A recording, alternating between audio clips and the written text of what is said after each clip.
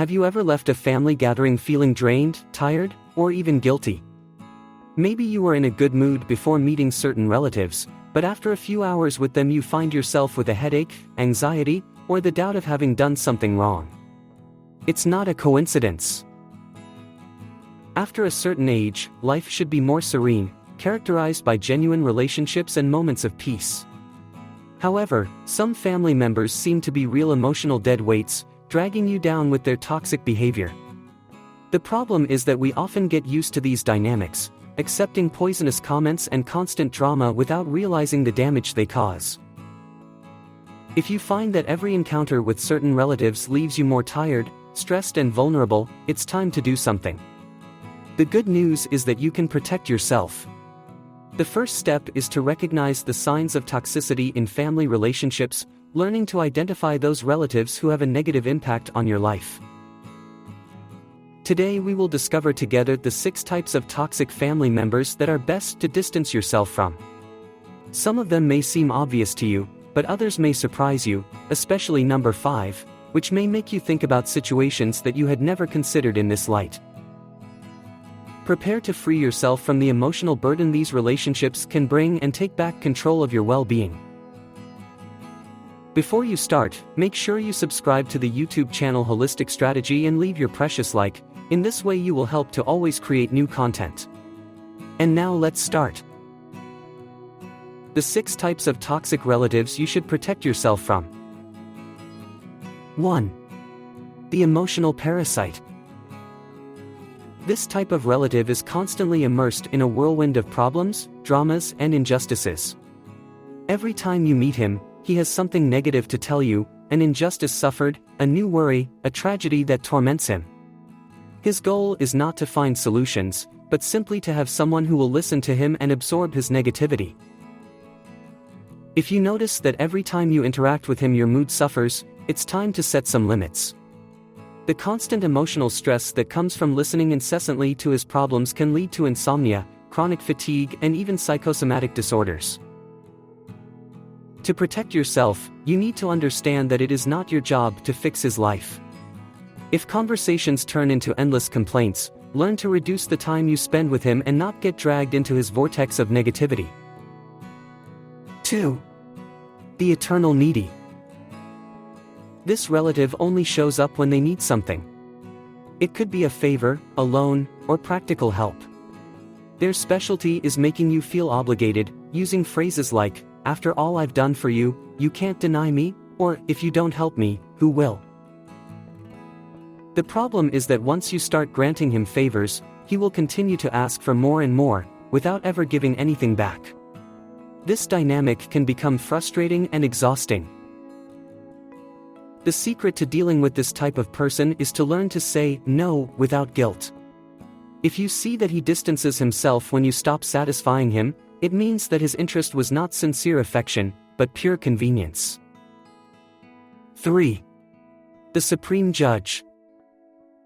Have you ever had to deal with a relative who always feels they have the right to judge your choices?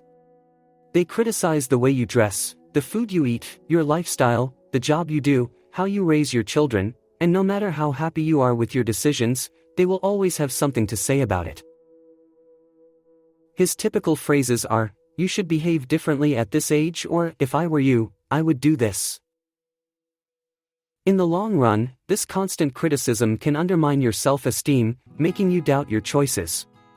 To protect yourself, the key is to stop seeking his approval. If he criticizes you, don't justify yourself, respond confidently that your decisions make you happy and you don't need his approval. 4. The emotional manipulator. This is the relative who never asks for anything directly, but always manages to make you feel obligated towards him. He uses guilt as his main weapon, constantly reminding you of how much he has done for you and insinuating that if you don't help him, you are an ungrateful person.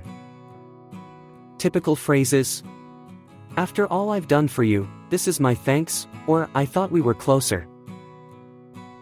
The danger is that, over time, this type of manipulation can make you feel really indebted to him, leading you to sacrifice your serenity in order not to disappoint him. To protect yourself, learn to recognize the difference between genuine affection and emotional manipulation. If every time you interact with this person you feel oppressed or guilty, it is a clear sign that you need to set boundaries. 5. The toxic savior. This type of relative initially seems like a valuable help. He or she is always there to offer support and handle things for you. But over time, his or her caring turns into stifling control. It doesn't really help you, it takes control of your decisions, making you feel less and less capable of managing your life alone. Phrases like "leave it alone, I'll take care of it," or "I don't want you to stress, I'd rather do it myself," may seem reassuring, but in reality they are undermining your autonomy. If you start to feel more and more dependent on him, it's time to take back control of your life by refusing his help when it's not needed. You are the perfect one. This is the relative who flaunts a seemingly perfect life. He has the perfect marriage, an amazing job, amazing kids, and a dream home. Every choice he makes seems flawless, and as a result, he always makes you feel like you're one step below him. The biggest risk is falling into the comparison trap, starting to doubt one's choices and feeling dissatisfied with one's life. But remember, perfection doesn't exist. Often those who show off the most are the ones who have the most insecurities. The solution? Don't encourage this attitude, avoid fueling conversations about how wonderful his life is and remind yourself that your happiness doesn't depend on comparisons with others. If you feel drained, nervous, or guilty after a meeting with a relative, it is a sign that something is wrong.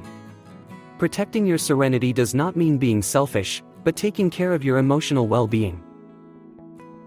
Look closely at your family dynamics and learn to set healthy boundaries. Some people will never change, but you can change the way you let them affect you. If you found this video helpful, please turn on notifications for the Holistic Strategy channel for more content on personal and spiritual growth. Share it with those who might benefit from it and continue your journey towards a more conscious and peaceful life. See you soon.